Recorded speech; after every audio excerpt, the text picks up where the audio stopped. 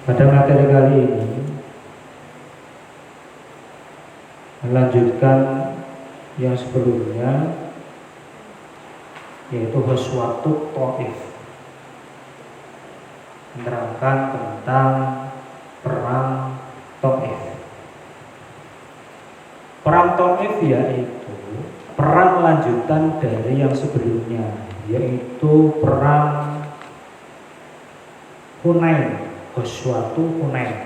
Jadi perang yang kemarin itu belum selesai, ya, yang di tepi jurang ketika mereka para musyrik itu walahan karena Allah mendatangkan bala baluan sehingga mereka kocar-kacir kemudian kabur. Dan kaburnya mereka terdapat 3 tempat atau terdapat 3 wilayah. Sebagian mereka memilih wilayah untuk kabur, yaitu wilayah Nahlah, namanya Nahlah, ya. Kemudian Kanjeng Nabi menyuruh pasukan Muslim untuk dibagi menjadi 3, karena mereka memisahkan diri menjadi 3 golongan. Yang kabur ke Nahlah, Kanjeng Nabi menyuruh sahabat Duraid bin Simah. Kemudian setelah dikejar, pasukan Muslim yang dipimpin oleh Duraid bin Simah bisa menaklukkan musuh, dipimpin oleh Duraid bin Simah. Kemudian kaburnya mereka yang lain yaitu ke wilayah Autos. Kemudian Kanjeng Nabi menyuruh sahabat yang bernama Abu Amir Al-Asy'ari untuk memimpin rombongan pasukannya mengejar mereka ke Autos. Lagi-lagi dimenangkan oleh umat Islam. Tapi sang pemimpin tadi, Abu Amir Al-Asy'ari, mati syahid atau meninggal syahid. Nah, kemudian yang terakhir mereka kabur ke wilayah Thaif. Makanya disebut perang Thaif. Dipimpin langsung oleh Nabi. Pada awalnya Nabi merintahkan, ya, berangkat ke Thaif. Yang berangkat dulu yaitu Khalid, dipimpin oleh Khalid bin Walid, membawa pasukan 1000. Kemudian setelah Kanjeng Nabi sudah memungkinkan, kemudian menyusul ke wilayah Thaif. Karena wilayah Thaif waktu itu terdapat musuh yang banyak, ya.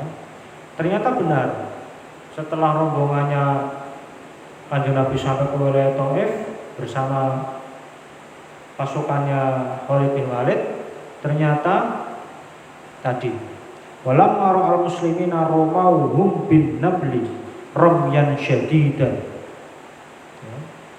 Ternyata umat muslim diserang habis-habisan oleh pasukan musuh dengan serangan bin nabli, batu kerikil atau batu kecil. Lagi-lagi kasusnya sama dengan perang sebelumnya, yaitu perang Hunain, ya.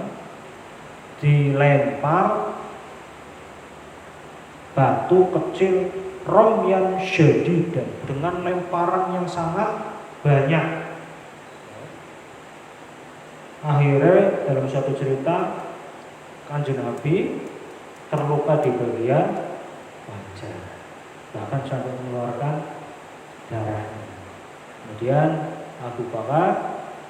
Sayyidina Abu Bakar menutupi sembari memeluk Kanjeng Nabi. Fajarahu kasiron wa qatalu isna asyara rajulan. Banyak sekali dari pasukan Islam yang terluka parah, tapi kemudian yang meninggal wa qatalu isna asyara rajulan, yang meninggal 12 orang.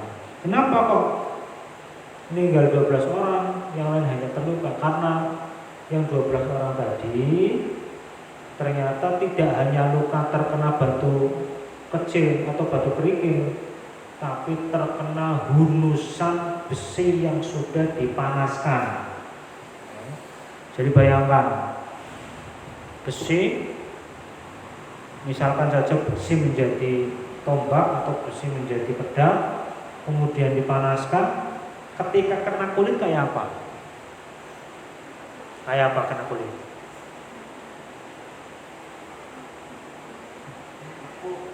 Melepuh, kulitnya tembus, ya. Makanya 12 orang tadi, sahabat tadi tidak tertolong. Jadi setelah besinya tadi dipanaskan, dilempar mengenai 12 orang dari sahabat, meninggal dalam posisi syahid. Kemudian setelah dalam kondisi yang terdesak, banyak yang terluka, kemudian mereka juga diserang dengan besi yang dipanaskan. Kanjeng Nabi berpikir, mencari strategi, kemudian menemukan farawahumur Rasul sallallahu alaihi wasallam bil manjani, dengan membuat manjaniki, seperti tapel raksasa, ya. Anggaran Ninggapura apa sebutan ketapel? Belentingan, ya. Anak orang talongan ya, belentingan, ya. Atau tapel, ya. Atau ada yang menyebut juga tepil. Jadi banyak sebutan untuk satu jenis mainan. Tepel ya, tapel ya, pelentingan ya. Tapi dengan porsi yang ukuran besar, ya. Jadi mereka sudah melempar batu yang sangat banyak sekali. Akhirnya kan batunya kan banyak yang di bawah, banyak yang berserakan, dikumpulkan oleh orang muslim, digunakan untuk serangan balik. Nah, setelah dari serangan balik tadi, ya, yang digabungkan dengan strategi Nabi berikutnya, kemudian mereka sampai berhasil dikepung dalam waktu wahasaruhum samaniya asyara yauman, dalam jangka waktu 18 hari. Ada yang menyebut sampai 40 hari. Jadi mereka yang hanya digabung saja di dalam, ya, sembari menunggu kapan kamu akan menyerah, kapan kalian akan apa? Menyerah, sambil menunggu itu. Enggak menyerah sampai 18 hari. Summa tarakahum fi husunihim. Sembari Nabi berdoa, Allahumma hdi Saqifa waqti bihim muslimin. Ya Allah, berikanlah petunjuk, ya, pada penduduk Saqif agar mereka menyerah saja. Sembari Kanjeng Nabi berdoa, Kanjeng Nabi punya strategi baru lagi, mengancam mereka dengan sisi mematikan perekonomian. Karena pada waktu itu Taif terkenal dengan pohon anggur, ya. Akhirnya Kanjeng Nabi memerintahkan sahabat untuk menebang dan membakar semua pohon anggur yang ada di situ, karena banyak sekali. Jadi ekonomi mereka maju karena pohon anggur mereka sangat banyak sekali. Ditebang satu demi satu, dibakar satu demi satu. Kemudian di antara mereka sepakat, aduh kayaknya anggar kayak ini ekonomi darat bakal mati. Akhirnya mereka mengutus untuk bilang kepada Kanjeng Nabi bahwasanya mereka menyerah, mereka menyatakan menyerah. karena digempur dari sisi ekonomi. Nah kemudian terdapat harta rampasan perang atau yang namanya ghanimah. Ghanimah itu artinya apa? Harta rampasan perang. Nah kemudian pada waktu itu terdapat pro kontra antara sahabat satu dengan sahabat yang lain, antara sahabat yang sudah lama masuk Islam dengan yang baru masuk Islam. Pro kontranya apa? Kanjeng Nabi memberikan ghanimah atau harta rampasan perang tadi, porsinya lebih banyak diberikan kepada yang baru masuk Islam. Kemudian yang lama-lama, yang senior-senior merasa cemburu. Ya, ibaratnya gane pembegalan wis duwe akeh. Nyong sing wis lawas sepene bae. Yang senior-senior pada merasa enggak adil. Ayo protes. Setelah itu dinasihati oleh Kanjeng Nabi. Pada suatu riwayat,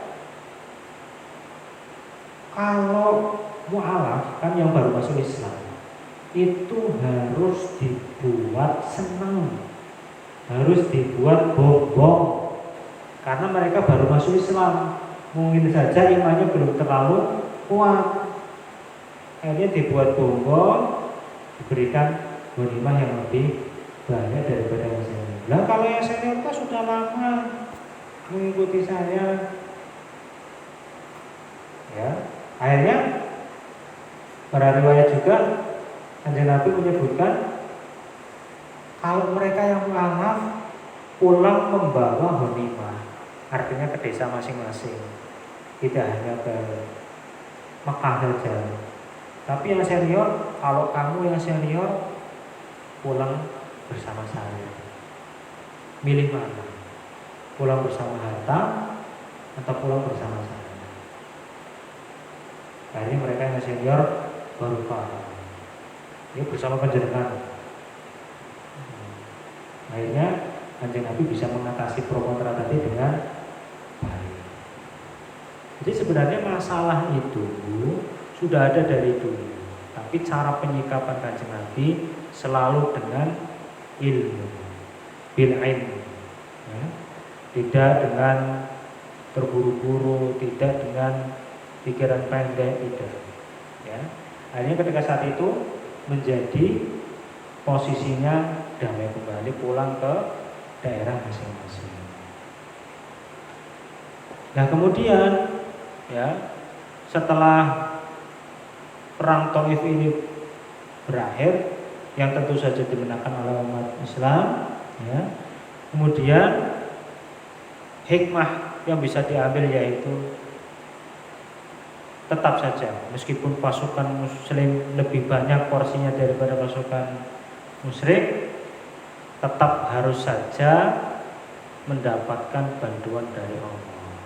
Ya, seperti kemarin karena kesombongan, karena kecongkaan sebagian umat muslim hanya sempat dalam posisi yang terdesak. Hanya turun ayat Allah itu di surat At-Taubah, laqad nasarakumullahu fi mawatin katsiratin wa yauma Hunain id a'jabatkum kasratukum falam tughni ankum syai'an wa daqat 'alaihimul ardu bima rahabat summa wallaytum mudbirin. Yang artinya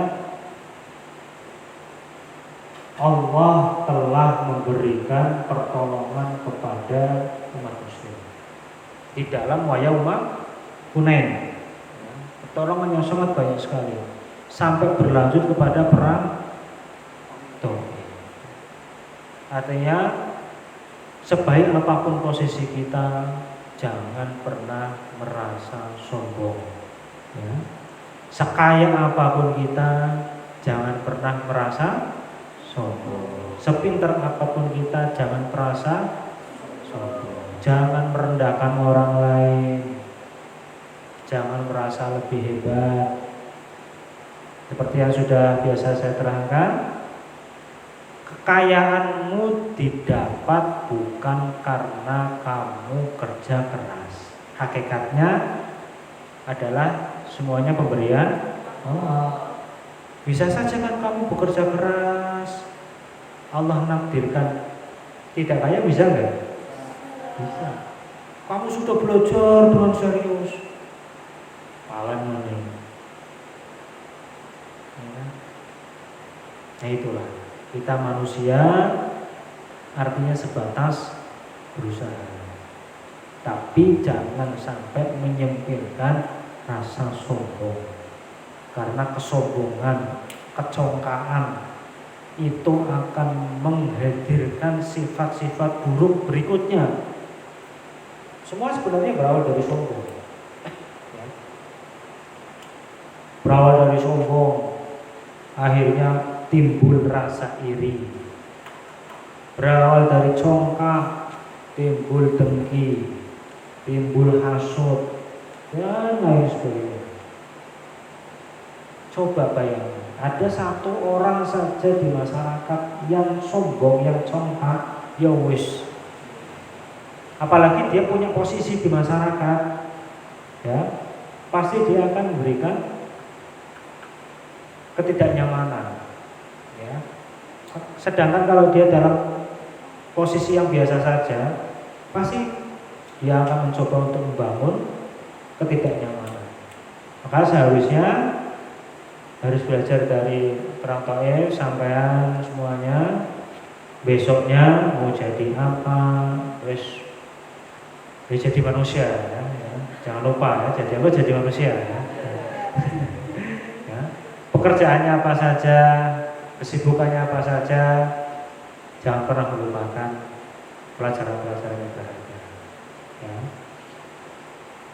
Mengatasi masalah meniru Kanjeng Nabi, yaitu dengan ilmu, ya. Ya, kalau orang sekaya apapun, orang sepintar apapun, tapi dia tidak bisa menghadapi masalah dengan ilmu, ya wes, akhirnya berantakan. Itu dari penjelasan Ghazwatut Taif. Berikutnya rujuk Rasuli Sallallahu Alaihi Wasallam ila Madinah, insyaallah minggu depan. So sekian, silakan baca doanya.